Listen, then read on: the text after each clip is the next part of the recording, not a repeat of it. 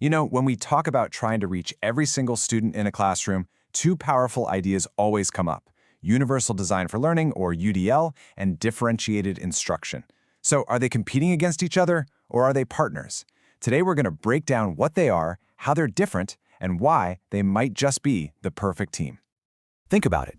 Every educator faces this challenge. You look out at your classroom, and it's not just one type of student. It's a whole bunch of unique individuals, all with different backgrounds, different strengths, different ways of learning.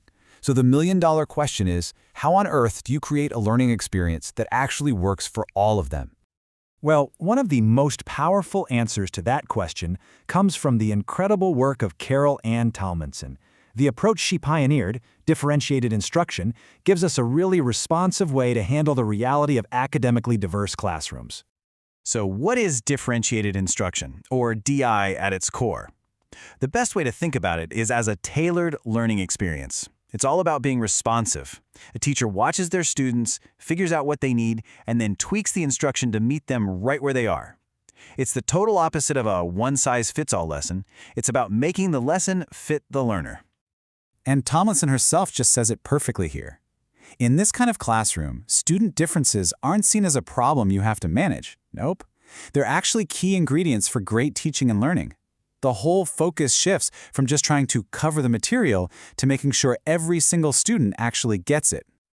And this is where DI gets super practical. It basically gives teachers three main levers they can pull. First, they can adjust the content, what the students are learning. Second, they can adjust the process, the kinds of activities students do to get a handle on that content.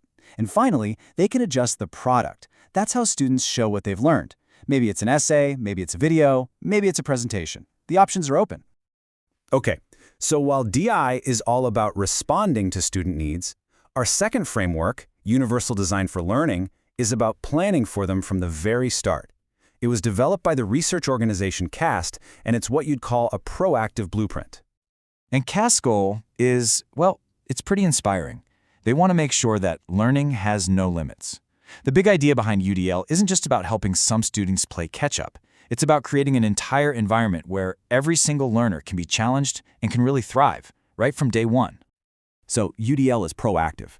And what's really fascinating here is the huge mindset shift this represents.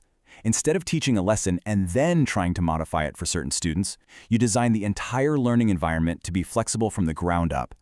The goal is to get rid of the barriers in the design of the curriculum itself, not to try and fix the learner. It's a total game changer. UDL is built on three main principles that are actually based on neuroscience. First up, providing multiple means of engagement. That's the why of learning. How do you get students hooked and motivated?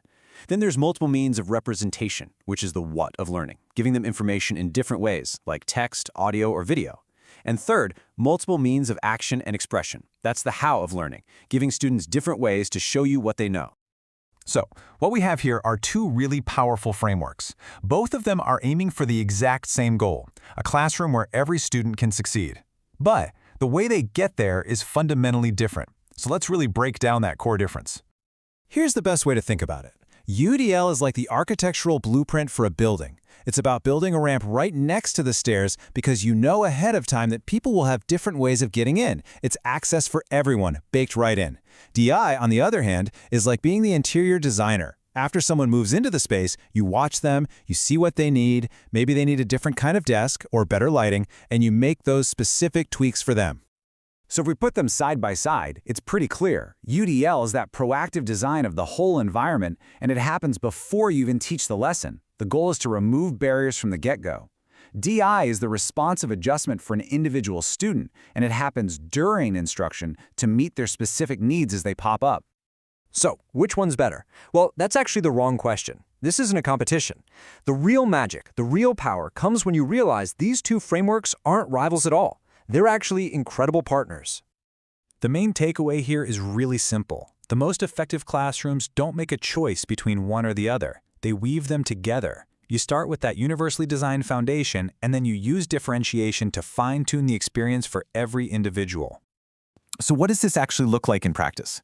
Well, first you build the ramp. You start with a really solid UDL foundation, designing all your lessons with flexible options right from the beginning. Then you start customizing the interior. You use assessments to see who might need a little extra support, or maybe a bigger challenge, and you make those adjustments in real time. And what's the ultimate goal of this partnership? It's to create what CAST calls expert learners, students who are resourceful, motivated, and have real control over their own learning. And that really leaves us all with a critical question to think about, whether we're teachers, parents, or just lifelong learners ourselves. By combining that proactive blueprint of UDL with the responsive, custom tailoring of DI, we can actually build learning environments that truly have no limits. Thanks for joining me for this explainer.